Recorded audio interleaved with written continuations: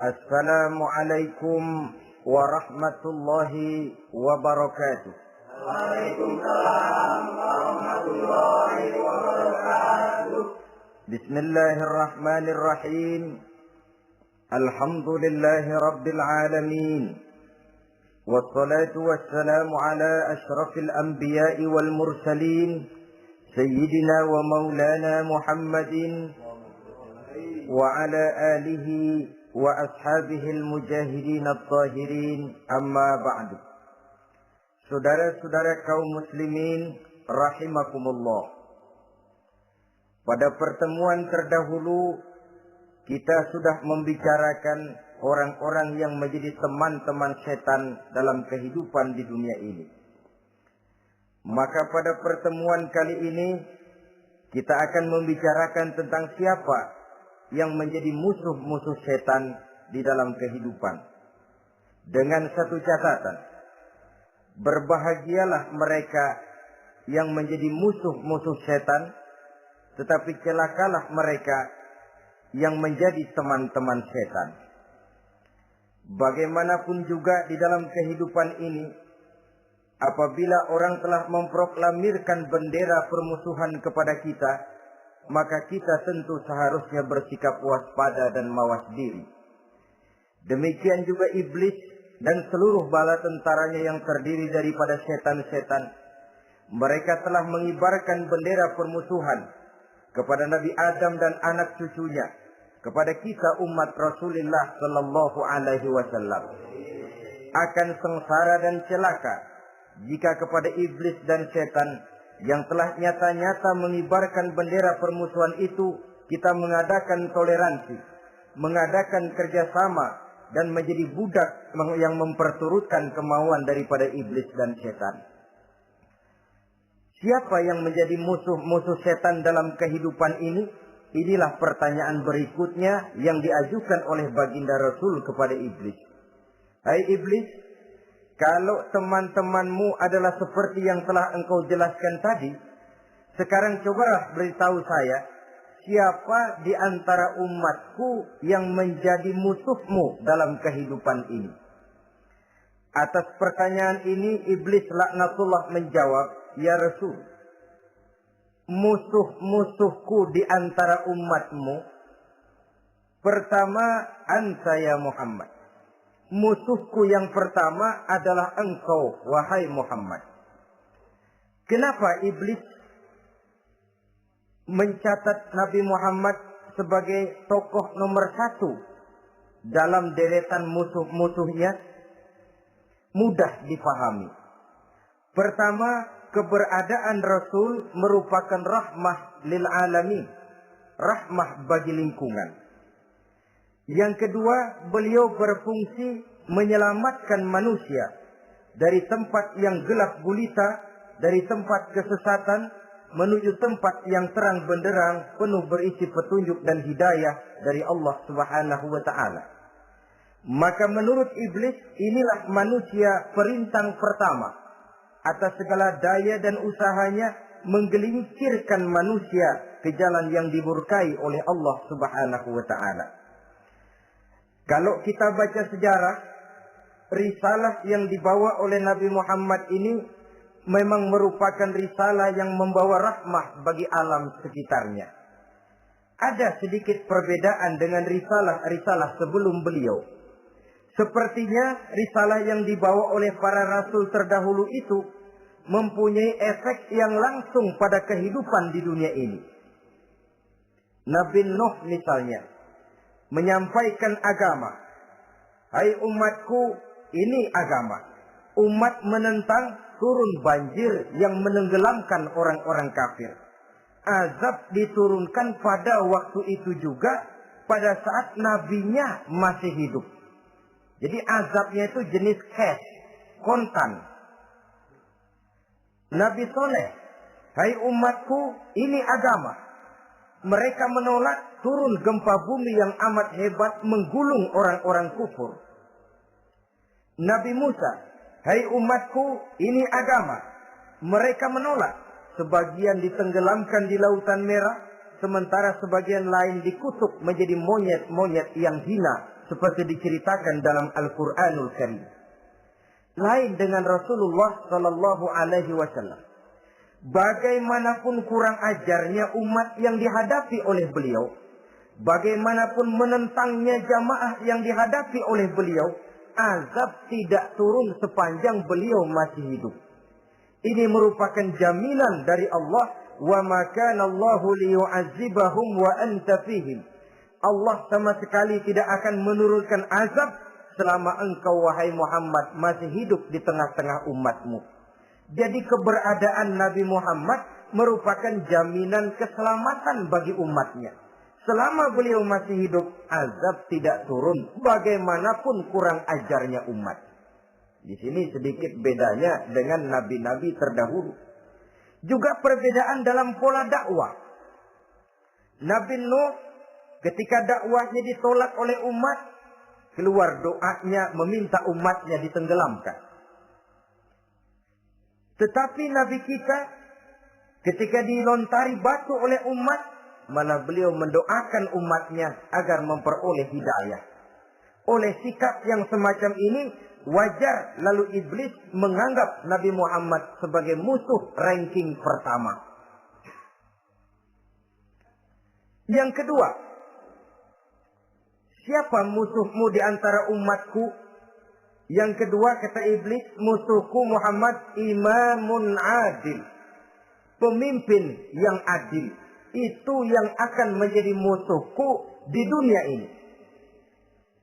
Putus asa iblis menghadapi pemimpin yang adil. Tipu dayanya tidak terkena. Segala tingkah polanya tidak diperturutkan.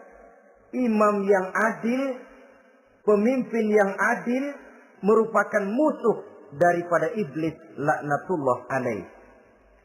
Apa sebabnya? Karena pemimpin yang adil mempunyai dampak dalam kehidupan di dunia ini. Melindungi orang banyak, menenteramkan orang banyak. Makin aman, tentram, tenang situasi dan kondisi, makin mudah orang melaksanakan ibadah. Makin tekun orang melaksanakan ibadah, makin dekat dia dengan Allah. Makin dekat manusia dengan Allah, makin jauh dia dari iblis. Sebab dua hal ini selalu kontradiktif. Jika kita jauh dari Allah, tentu dekat dengan iblis. Jika kita jauh dari iblis, harus dekat tentu dengan Allah. Dan begitu selanjutnya. Dalam kaitannya dengan kehidupan kita sekarang, saudara-saudara, disinilah perlunya mempersiapkan manusia. Membangun manusia itu jauh lebih sulit daripada membangun jembatan. Membangun manusia itu lebih sulit daripada membangun gedung-gedung bertingkat. Termasuk membangun dan mempersiapkan calon-calon pemimpin yang adil di masa yang akan datang. Membangun jembatan penting. Tapi lebih penting daripada membangun jembatan adalah membangun manusia yang bikin jembatan. Sebab kalau manusia yang bikin jembatan tidak dibangun lebih dahulu, saya khawatir jembatannya nanti habis dimakan oleh yang bangun jembatan. Mengaspal jalan raya penting. Lebih penting dari mengaspal jalan raya, membangun manusia yang mengaspal jalan itu. Sebab kalau manusia yang mengaspal jalan bermental rusak dan bejat, saya khawatir jalan belum selesai, aspalnya habis dimakan oleh yang ngaspal. Inilah pentingnya membangun manusia pembangunan. Semua tugas-tugas besar, semua pekerjaan-pekerjaan yang baik harus berangkat dari niat yang baik, berangkat dari hati yang bersih. Siapapun adanya kita, apapun profesi kita. Yang jadi kiai, marilah berangkat dari niat yang bersih. Yang jadi mubalik, marilah berangkat dari niat yang bersih. Niatnya itu mau menghidupkan Islam atau mau cari hidup jual Islam. Kalau mau menghidupkan Islam, mari sama-sama kita berjuang. Tapi kalau mau cari hidup untuk dengan menjual Islam, minggir saja daripada nanti bikin malu. Yang mengurus masjid, mari berangkat dari niat yang bersih. Ngurus masjid itu niatnya mau menghidupkan masjid atau mau cari hidup di dalam masjid. Kalau mau menghidupkan masjid, mari. Tapi kalau mau mencari hidup di dalam masjid, tolong minggir saja daripada nanti bikin aib. Yang jadi orang alim, mari berangkat dari niat yang bersih. Jangan memperjualbelikan fatwa, yang halal dikatakan haram, yang haram jadi samar-samar. Nanti membingungkan umat. Berangkat dari niat yang bersih, membangun manusia, pembangunan. Ini barangkali istilah yang lebih kena. Saudara-saudara kaum muslimin rahimakumullah. Setiap kita pada hakikatnya punya bakat. Secara fitrah yang kita bawa. Bakat apapun kita ini punya. Saudara punya bakat jadi pemimpin, saudara pun punya bakat jadi pengkhianat. Saudara punya bakat jadi orang soleh, saudara juga punya bakat jadi orang salah. Saudara punya bakat jadi orang besar, saudara pun punya bakat jadi orang hina. Seluruh bakat ada di dalam diri kita. Tinggal nanti pertumbuhannya mana yang lebih subur. Saudara punya sifat berani, saudara pun punya sifat takut. Seberani-beraninya orang mesti ada sifat takutnya. Nanti mana yang tumbuh lebih subur? Kalau takutnya tumbuh lebih subur, dia akan jadi orang penakut. Kalau beraninya yang tumbuh lebih subur, dipupuk oleh lingkungan, pendidikan dan sebagainya, dia akan tumbuh jadi orang pemberani. Oleh karena itu, agama merupakan lingkungan yang subur untuk menumbuhkan benih-benih yang baik yang kita bawa bersamaan dengan lahirnya kita ke alam dunia ini. Setiap kita, saya, saudara, punya bakat jadi pemimpin, punya bakat jadi pengkhianat, punya bakat jadi pengabdi, punya bakat jadi koruptor, punya bakat jadi pemelihara, punya bakat jadi perusak. Tinggal nanti lingkungan pendidikan yang menumbuhkan mana yang tumbuh lebih subur. Kalau lingkungan saudara, lingkungan maling, maka sifat pengkhianat akan tumbuh lebih subur. Kalau nanti saudara jadi pemimpin, insya Allah korupsi. Lingkungan yang menumbuhkan sifat mengabdi, sifat berbuat tanpa pamrih, kalah. Dikalahkan oleh sifat pengkhianat dan korupsi itu yang dibentuk oleh lingkungan, pendidikan, pengalaman, dan sebagainya. Oleh karena itu, secara dini, agama menanamkan, menyuburkan fitrah-fitrah yang baik yang kita bawa bersamaan dengan hadirnya kita dalam kehidupan ini. Sebab itu seorang penyair bernama Syauqi mengatakan dalam sebaik syairnya, "Waladatka ummuka ya ibna Adam bakian wan nasu haulaka yadhakuna surura." Hai manusia, pada saat kamu dilahirkan kamu menangis dan orang lain di sekelilingmu ketawa.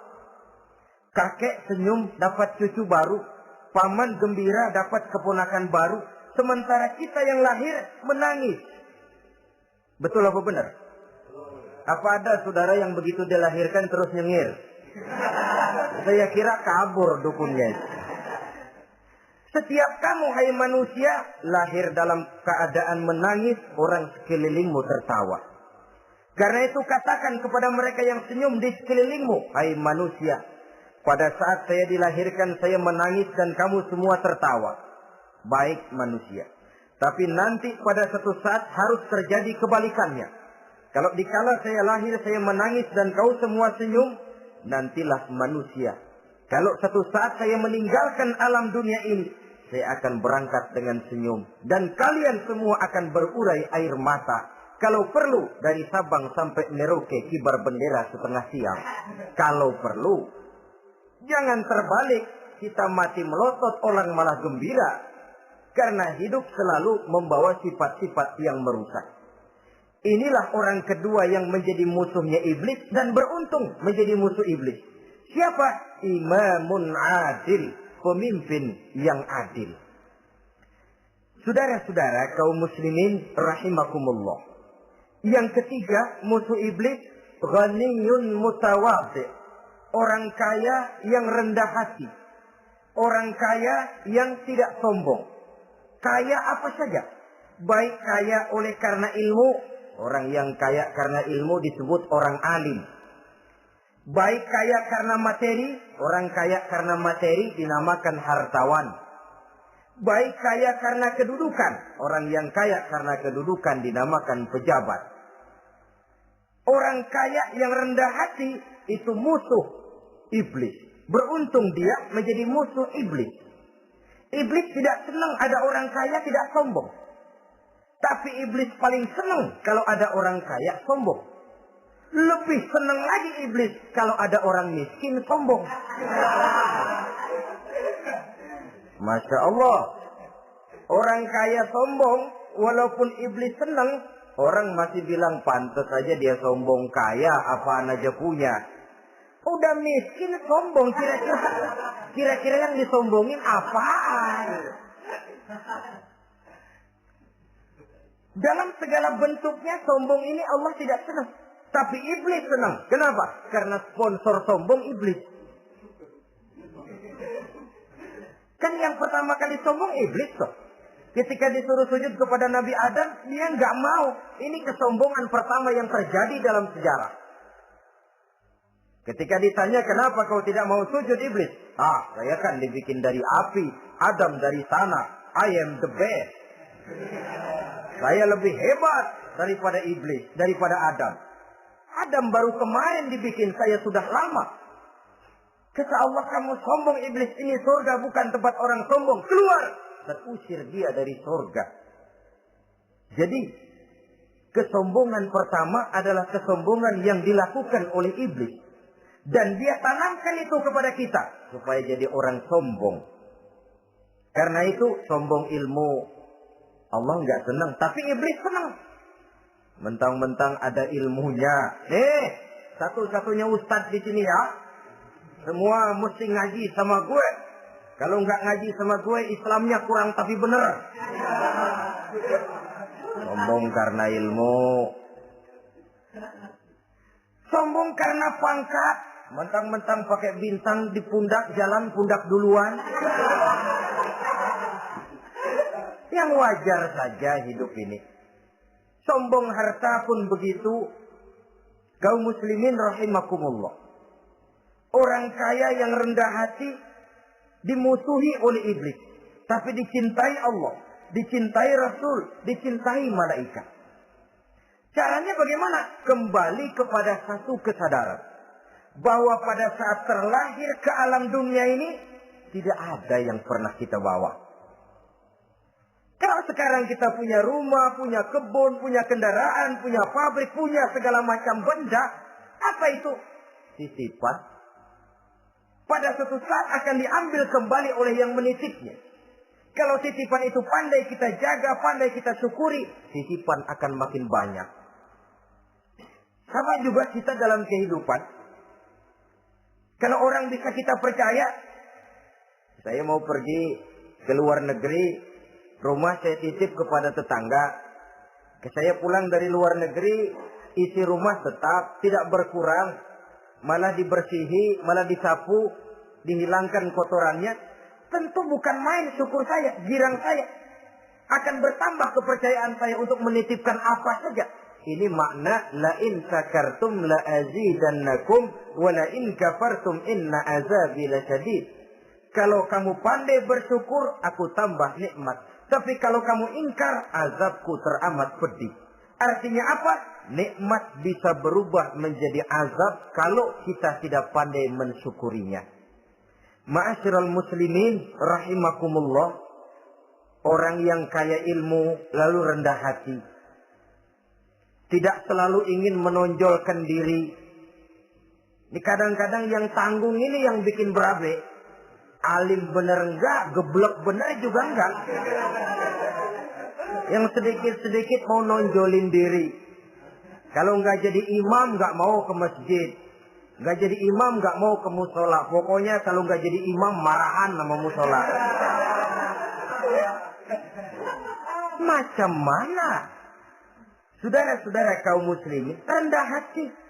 Tidak selalu ingin menonjolkan. Sebab orang yang selalu ingin menonjolkan dirinya biasanya orang yang kekurangan kepercayaan kepada kemampuan dirinya sendiri. Dia selalu ingin dinomorsatukan. Dia selalu ingin ditempatkan pada ranking teratas. Dia tidak percaya diri. Orang yang percaya diri dapat bersikap wajar dalam kehidupan. Begitu juga kaya karena harta, dengan menyadari bahwa harta bagaimanapun banyaknya titipan dari Allah. Pada suatu saat akan kembali, dia harus dimanfaatkan sesuai dengan kehendak yang menitipnya.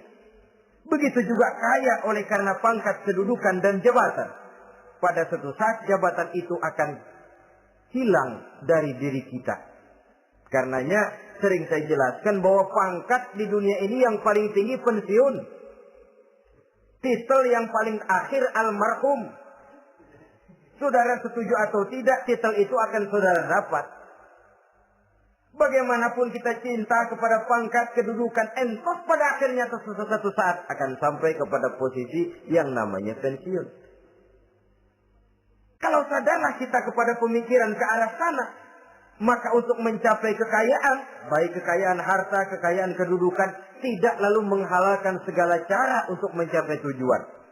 Tapi dibatasi oleh norma dan kaedah yang harus dia taati, baik kaedah agama maupun kaedah bernegara. Inilah orang ketiga yang menjadi musuhnya iblis, orang kaya yang rendah hati, orang kaya yang tidak sombong. Yang keempat, saudara-saudara, tajirun shadiq, pedagang, pengusaha yang jujur. Iblis gedek betul, benci bukan main sama pengusaha, sama pedagang yang jujur, yang tidak ngurangi timbangan, tidak nipu pembeli, tidak barang yang jelek dibilang bagus, atau yang bagus di atas, yang jelek di bawah, atau dicampur yang baik dengan yang jelek supaya kelihatan semuanya jadi baik. Semua orang ingin untung. Tidak ada kecuali siapapun orangnya. Dan itu wajar. Setiap manusia ingin mendapat keuntungan. Kalau perlu dengan modal minimal mencapai keuntungan maksimal. Seperti yang diajarkan oleh teori ekonomi. Itu kan yang namanya produktif kan. Satu usaha dinamakan produktif. Bagaimana kita mengeluarkan modal minimal bisa mencapai keuntungan maksimal. Silakan. Bahwa manusia ingin untung itu insting, naluri, fitrah. Tidak ada orang yang mau rugi. Tapi cara mencapai keuntungan itu yang membedakan antara seorang muslim dengan yang bukan muslim. Sudah pernah saya sampaikan, apabila kaum pengusaha, para pedagang sudah dijangkiti penyakit yang tidak jujur, yang akan timbul adalah kekacauan ekonomi. Kekacauan ekonomi bisa menimbulkan revolusi sosial. Dan revolusi sosial merupakan kiamat satu generasi. Semua kericuhan hampir bermuara dari perut. Dan itu ekonomi. Orang nodong perut. Orang korupsi perut. Ya walaupun korupsi kalau sudah kelas kakap tidak lagi sekedar urusan perut. Ya perut apa yang diurusin kalau korupsinya miliaran itu. Perut jin barangkali. Saudara-saudara kaum muslimin rahimakumullah. Oleh karena itu, pedagang yang jujur, pengusaha yang jujur, ini merupakan musuh iblis. Iblis tidak senang kalau ada pengusaha yang jujur. Iblis tidak senang kalau ada pedagang yang jujur. Tapi iblis akan tepuk tangan kalau pedagang sudah selingkuh, kalau pengusaha sudah nipu. Ada orang bilang, sekarang mah kalau jujur-jujur benar nggak makan apa-apa dong kita. Sebab katanya jangan lagi nyari yang halal, sekarang yang haram aja seret. Rupanya sering masang undian nggak pernah kena. Lalu bilang jangan yang halal, yang haram aja nggak kena-kena katanya. Sebenarnya bukan itu masalahnya, saudara-saudara. Bukan itu masalahnya. Masalahnya ialah bahwa kejujuran membawa keberkahan. Ini kalau kita berpikir dengan kacamata agama. Keberkahan merupakan sumber ketenangan. Dan ketenangan ini tidak bisa dibeli dengan materi yang bagaimanapun banyaknya. Walaupun kita punya percetakan duit, ketenangan itu nggak bisa dibeli. Jangankan cuma punya duit banyak, percetakan duit saudara punya, mau membeli ketenangan yang berasal dari keberkahan, sulit. Jadi kejujuran membawa keberkahan, keberkahan membawa ketenangan. Jangan macam dulu tukang sol sepatu. Ditanya oleh temannya, "Bang, ngesol satu hari dapat berapa?" 200 rupiah. Sembayang enggak? Enggak. Islam? Islam, kalau Islam mah. Kata temannya, "Sembayang dah, kali aja besok dapat rezeki lebih banyak." Yang benar, iya. Sebab kalau orang sholat itu Allah dekat, nanti rezekinya ditambah. Benar lah, benar. Subuh sembayang dia. Dia sembayang sarapan, berangkat ke tempat dia ngesol, mangkal. Dari pagi sampai jam 11 belum ada juga yang ngesol. Mulai bimbang hatinya. Katanya kalau sembahyang rezeki tambah. Tadi sembahyang subuh begini hari belum ada yang ngesol. Cobaan kali, sabar. Datang sholat zuhur. Habis zuhur nunggu lagi, belum juga ada yang datang ngesol. Udah mau pulang hampir maghrib, baru datang satu orang, dan ini sendal jepit putus.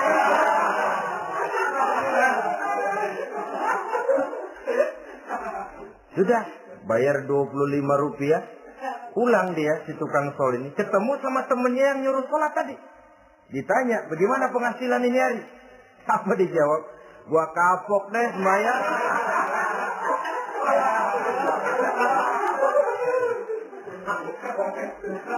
Kemarin nggak sembahyang dapat 200, sekarang begitu sembahyang jigo.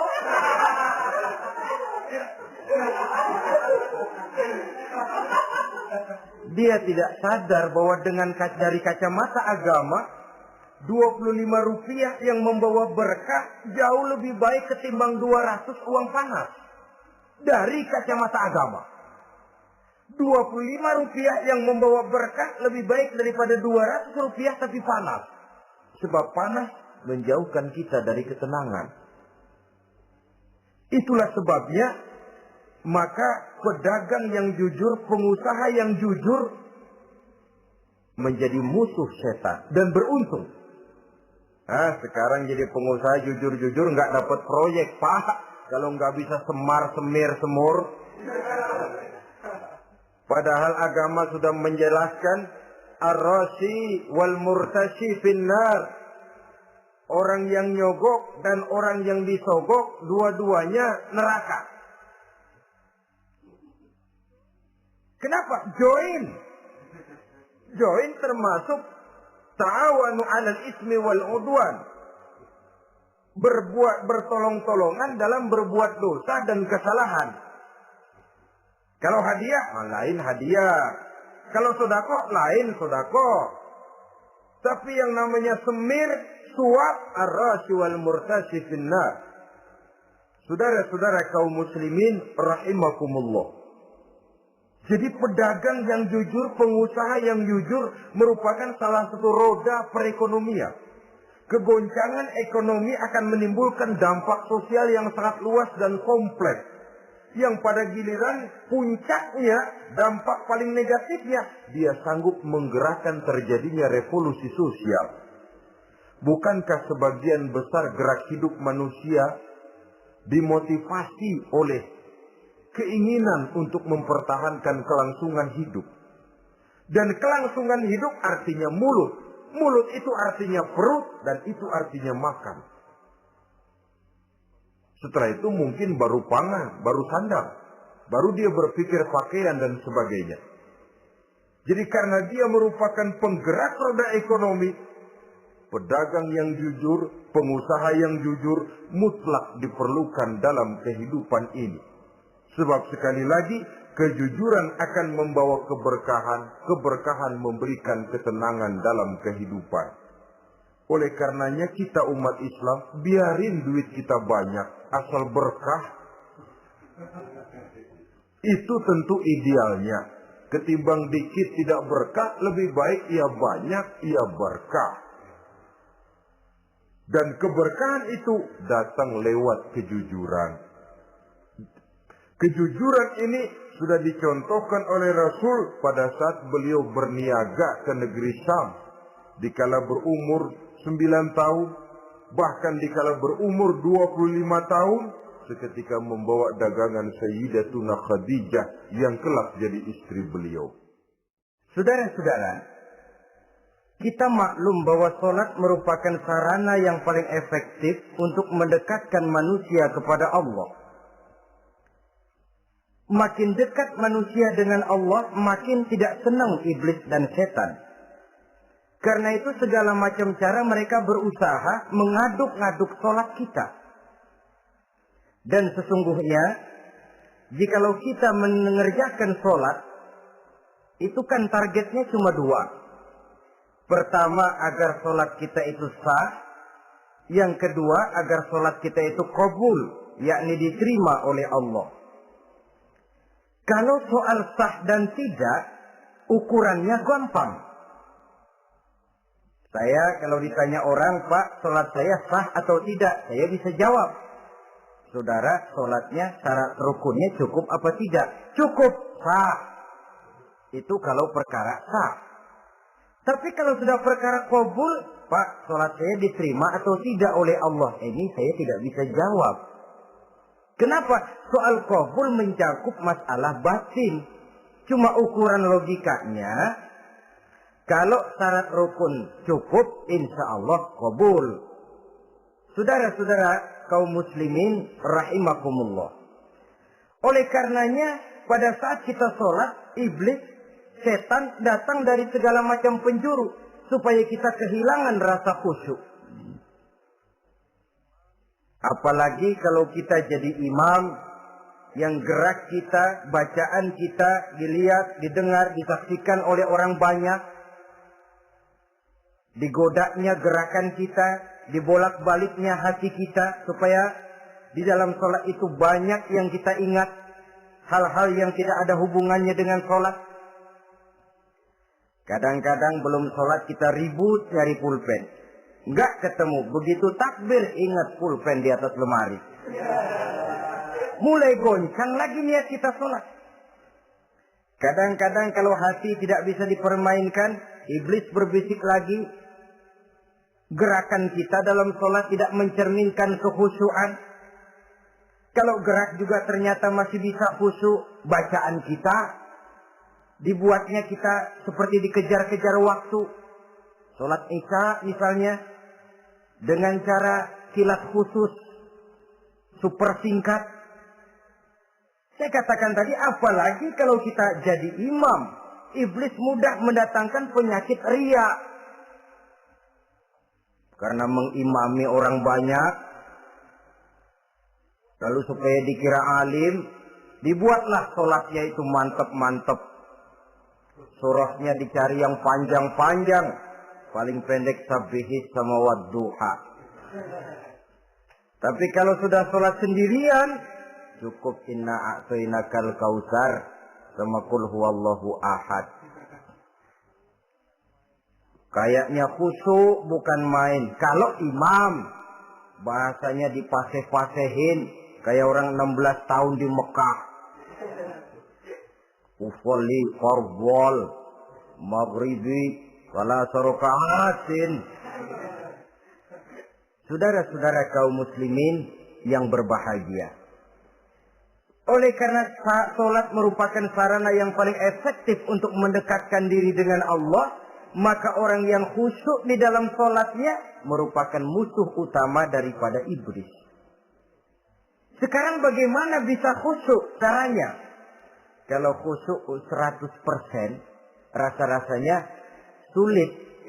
Untuk sampai ke arah sana orang memerlukan tahapan.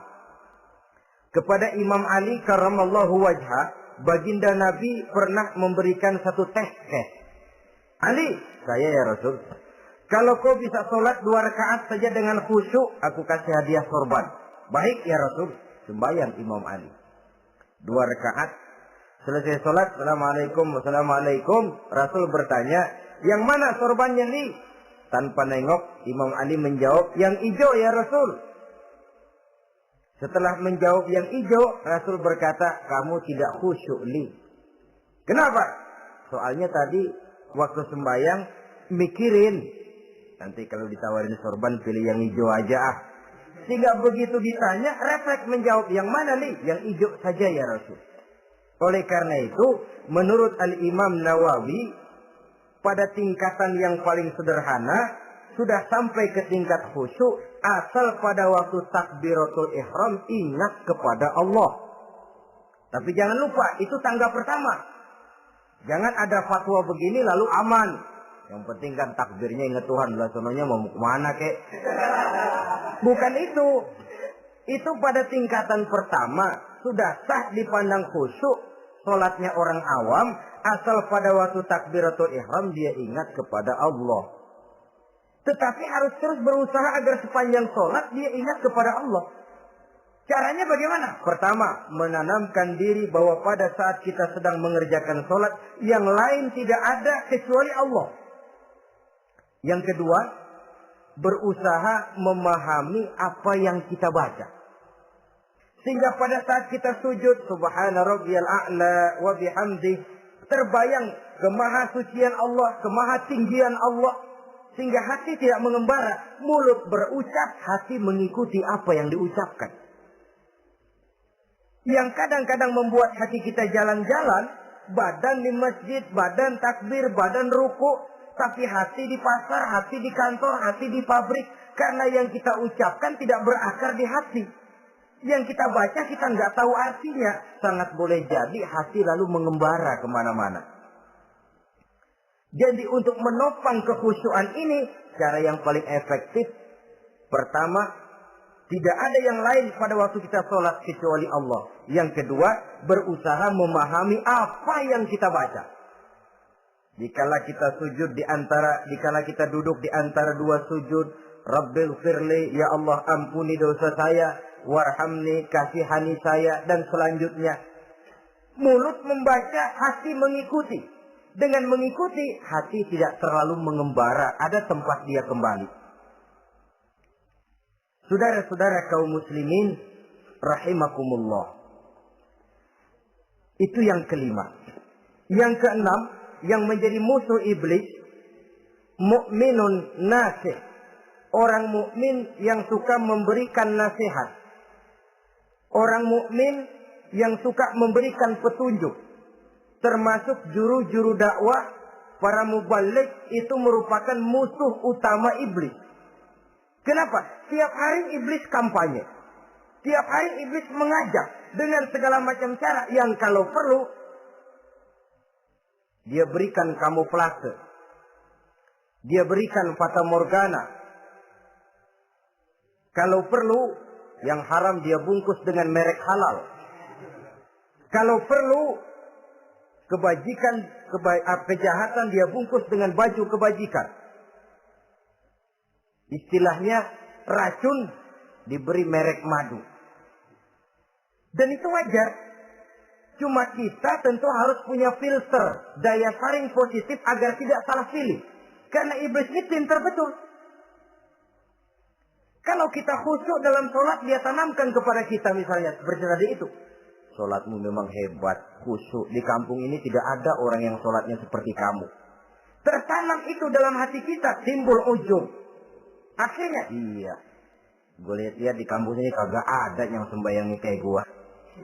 Nah, sudah masuk iblis. Jadi, dia pandai mengikuti gerak hati dan irama denyut jantung manusia ini. Kemana kecenderungan manusia, ke situ dia masuk. Pendeknya iblis itu ibarat tukang joget, dia ngerti benar irama kendang. Saudara-saudara kaum muslimin, rahimakumullah. Termasuk juru-juru dakwah, para mubalik, orang yang suka memberikan nasihat ini. Mereka memberikan filter kepada umat, kepada jamaah, jangan sampai salah pilih.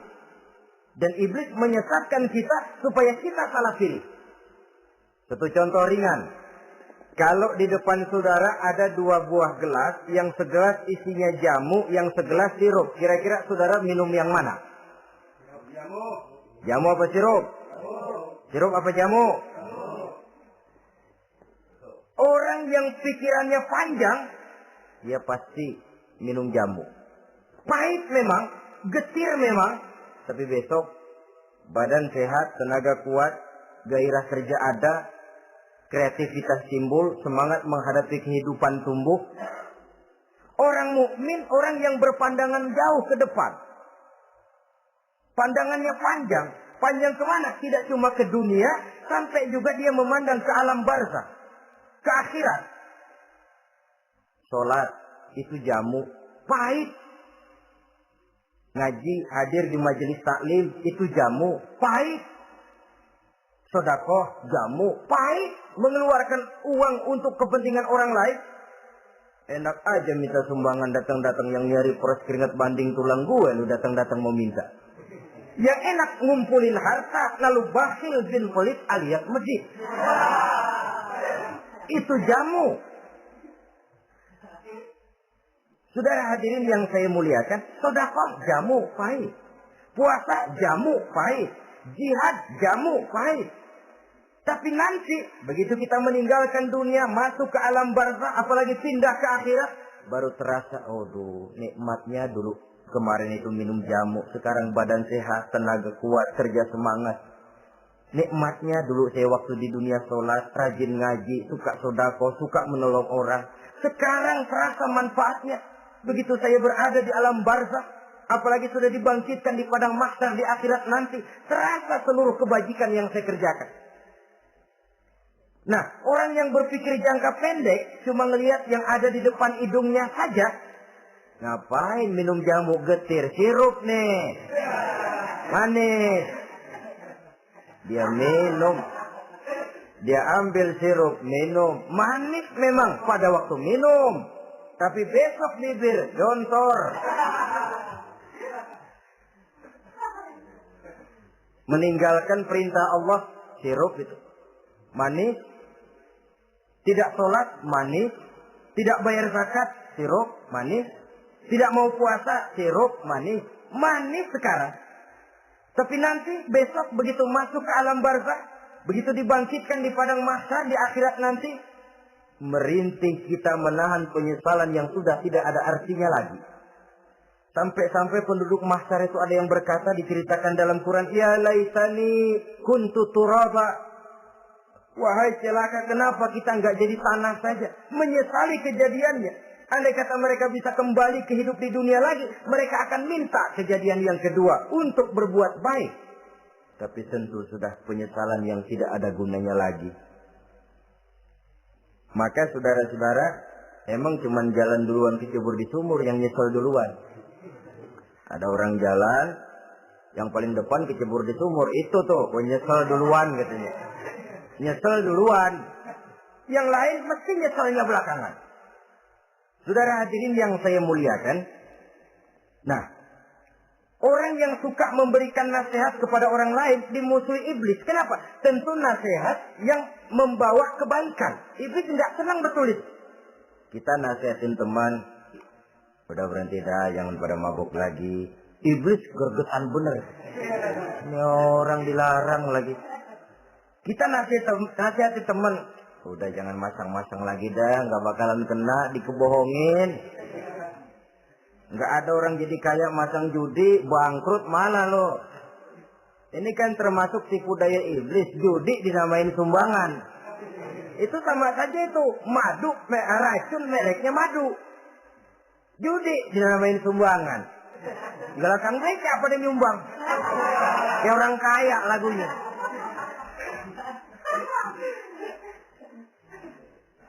Saudara-saudara kaum muslimin rahimakumullah, adalah kewajiban kita memang untuk tawasau bil haq, saling nasihat menasihati. Setiap kita juru dakwah, Setiap kita wajib menyampaikan apa yang sudah kita tahu kepada orang yang belum atau kurang tahu. Saudara yang bisa bismillah wajib mendakwahkan bismillah itu kepada orang yang belum tahu bismillah. Saudara bisa Fatihah harus menyampaikan itu kepada orang yang belum bisa Fatihah. Persetan dengan orang lain. Apalagi yang cuma kerjanya ngeritik saja, lu baru bisa Fatihah doang udah ngajar. Biar aja yang diajarin gak bisa Fatihah kok. Apa masalahnya pemerataan di bidang keilmuan? Sebab memang biasa penonton itu selalu lebih pandai menilai, kayaknya lebih pintar dari yang main. Sama saja orang nonton bola ngomel mulu, padahal dia sendiri belum tentu bisa main. Dengerin orang pidato pun begitu, monten bisa. Wah, kalau dia yang pidato 1 jam kayak semenit. Tapi kalau si Ano tuh kita udah pegel belum juga mau berhenti. Monten bisa, coba dia suruh pidato udah 1/4 jam masih ama badu. Apa mau dibilang ama badu?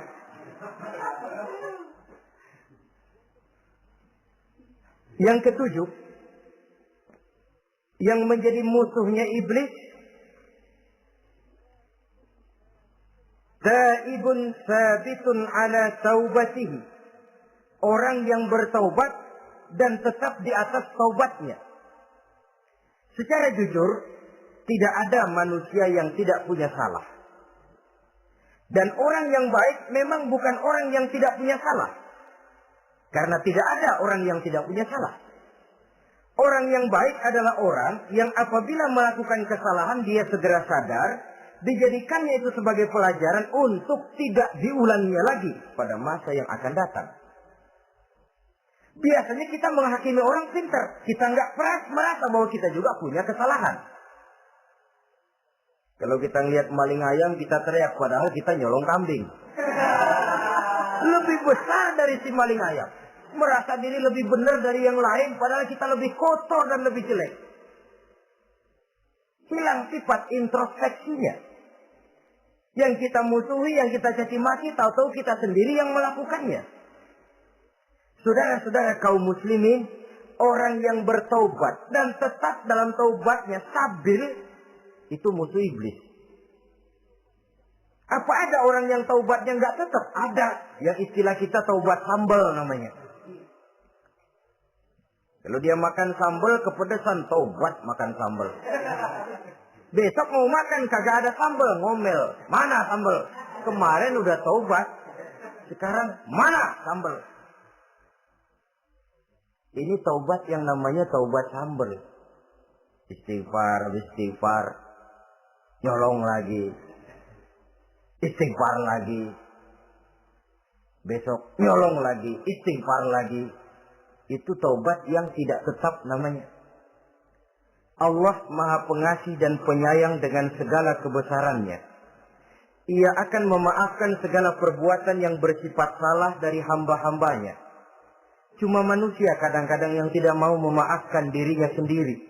Amat dungu manusia macam ini. Membiarkan dirinya hanyut berlarut dalam lembah dosa. Sementara dia diberikan umur, tidak digunakannya untuk bertobat. Innallaha yaqbalu taubatal abdi ma lam yugharghir. Allah senantiasa akan menerima taubat seorang hamba sepanjang nafasnya belum sampai di tenggorokan. Kalau nafas sudah sampai di tenggorokan baru berniat taubat, kasih terlambat. Kayak Fir'aun. Fir'aun itu begitu ditenggelamkan di lautan merah, udah cengap-cengap mau mampus, baru ngomong dalam sekaratnya, amantu bi Rabbi Musa wa Harun. Kalau begini mah saya juga percaya sama Tuhannya Musa. Udah sekarat baru mau taubat. Malaikat maut gemes banget, dilelepin mati.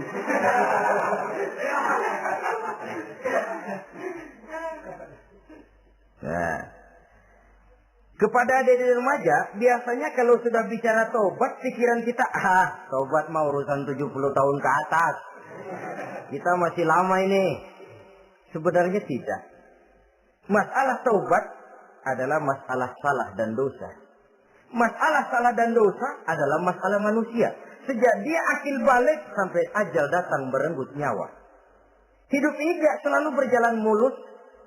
Hidup ini tidak selalu berjalan di atas kertas putih. Kadang kita tersilap, kadang kita tersalah. Kadang situasi dan kondisi menyebabkan kita berbuat lain dari yang seharusnya. Itu kehidupan. Silih berganti. Oleh karenanya pesan Nabi, wa'atbi'i sayyi'atal hasanah. Perbuatan salah ikuti dengan kebajikan. Dosa iringi dengan taubat. Jangan nunggu. Saya untuk taubat takut nanti bikin lagi. Nah, ini namanya punya harapan mau bikin lagi. Nanti aja dah kalau tua-tuaan. Saudara, kalau dosa itu ditumpuk, itu sama saja kotoran yang menodai hati. Kalau kotoran nggak rajin kita bersihin, dia akan berkarat. Dan kalau sudah berkarat, sudah sulit untuk dibersihkan. Itu makna ungkapan Imamul Ghazali, hati manusia sebening kaca. Lapisan dosa yang dia kerjakan adalah debu yang menutupi jernihnya kaca. Orang yang bersih dari dosa, dekat dengan Allah, hatinya jernih seperti kaca. Dari hati yang jernih, radarnya kontak kepada Allah. Sinyalnya nyambung channelnya itu. Getarannya hebat. Wajar kalau lalu dia bisa tahu apa yang besok akan terjadi. Diberitahu oleh Allah. Yang namanya ilmu laduni itu. Ilmu yang ditransfer langsung oleh Allah. Karena kebersihan hatinya. Mana ada orang gak belajar bisa pinter. Iya, kalau hatinya butak emang gak ada. Tapi kalau Allah mau berberangkat dari hati yang bersih. Yang kontaknya nyambung kepada Allah. Hati itu seperti kaca, kata Imam Ghazali. Dosa yang kita lakukan adalah debu. Kalau debu sedikit, datang kita lap. Datang lagi kita bersihin. Datang lagi kita bersihin. Insya Allah nggak sampai jadi noda di atas kaca itu. Tapi kalau nunggu debu itu sampai bertumpuk. Besok aja ngelapnya dah. Besok aja ngebersihinnya. Bertumpuk dia. Sulit membersihkannya. Walaupun kena, nodanya tentu tertinggal di atas kaca itu. Karena itu, dalam kehidupan remaja misalnya, pemuda misalnya, kita tidak bisa menolak mode. Tidak bisa menolak musim. Modenya disco, modenya breakdance, modenya joget, modenya jaipongan. Mode pada waktunya habis, ya habis. Tapi bagaimanapun dia akan punya dampak, memberikan bekas dalam membentuk kepribadian. Dan ini efek yang tidak kita inginkan. Efeknya, bukan modenya itu. Jadi oleh karenanya, saudara-saudara, masalah taubat bukan masalah 70 tahun ke atas. Tapi masalah manusia, sejak dia akil balik sampai ajal datang merenggut nyawa. Sepanjang nafas belum sampai di kerongkongan, Allah akan menerima taubat seorang hamba. Bahkan dalam hadis qudsi Allah menyatakan, "Lau amiltumul khotoya hatta mala'atis sama' thumma nadimtum fataballahu alaikum." Kalaupun kamu berbuat dosa sampai penuh langit dengan dosamu, kemudian kamu bertaubat dan menyesal, Allah pasti akan menerima taubatmu. Jadi orang yang taubat dengan sebenarnya dan tetap dalam taubatnya itu musuh iblis. Tapi orang yang taubatnya angin-anginan, iblis demen banget. Dari sembahyang, besok mabok, besoknya lagi nyolong, besoknya lagi zina, besok taubat lagi. Kata iblis, surat iya, lu gocet dah Tuhan.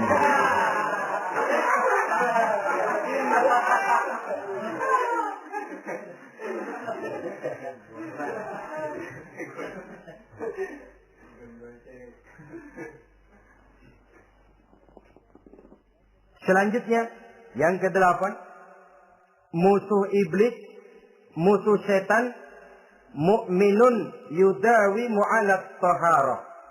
Orang mukmin yang membiasakan diri selalu dalam keadaan bersuci.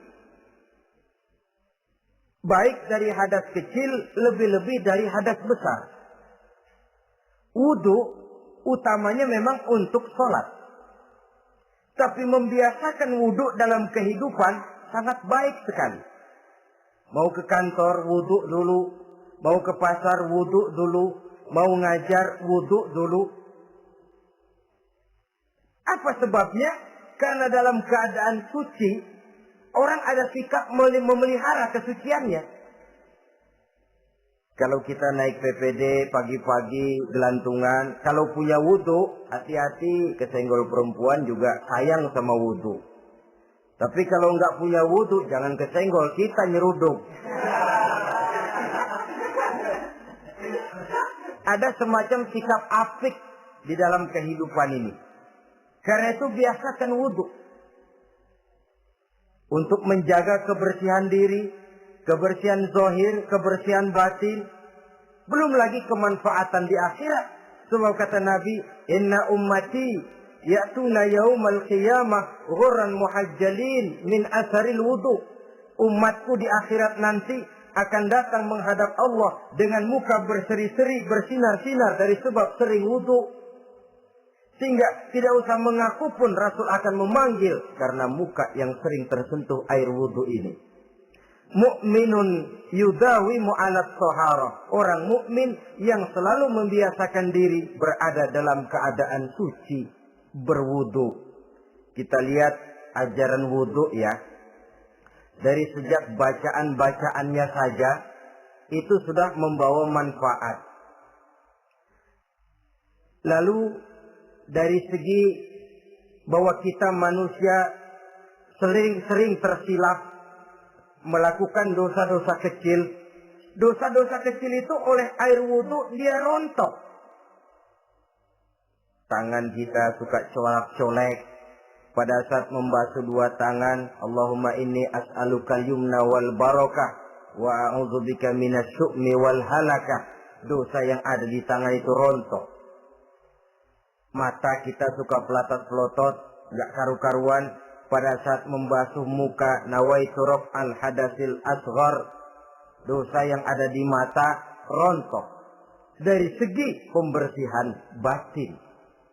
Belum lagi dari segi pembersihan zahir. Sehari semalam kalau 5 kali saja kita terkena air wudu, itu sudah menjaga kesehatan dan kebersihan. Saudara-saudara kaum muslimin rahimakumullah.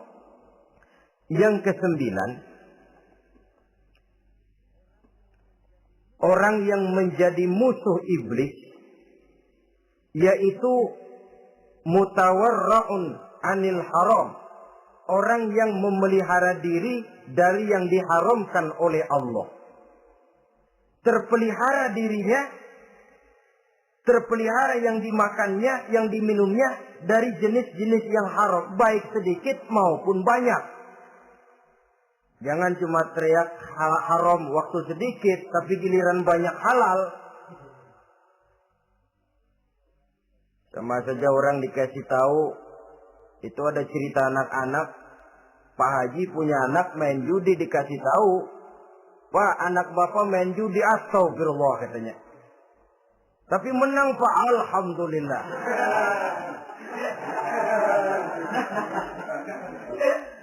Ini kan sama saja.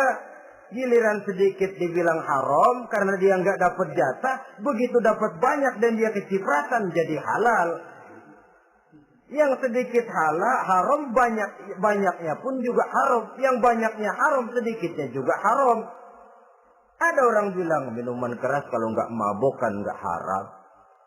Yang memabukkan banyaknya, sedikitnya tetap saja haram.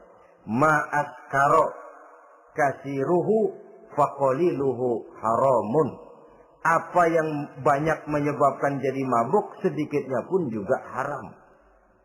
Saudara-saudara kaum muslimin, yang ke-10 yang terakhir, musuh daripada iblis ialah mukminun rahimun, orang mukmin yang berhati pengasih, orang mukmin yang suka menyambung silaturahmi, orang mukmin yang tidak suka bertengkar, orang mukmin yang tidak suka marah-marahan. Kalaupun terpaksa marah, tidak lebih daripada 3 hari. Jadi boleh saja marah kalau alasannya tepat, tapi nggak lebih dari 3 hari. Kalau perlu bikin perjanjian, kita marah ya, 3 hari. Itu limit, tidak halal kata Nabi bagi seorang muslim menjauhi saudaranya lebih dari 3 hari. Tidak halal itu artinya haram. Kita ini kadang-kadang kalau sudah marahan sama tetangga kah, sama teman kah, kadang-kadang suka berlaku perpanjangan waktu.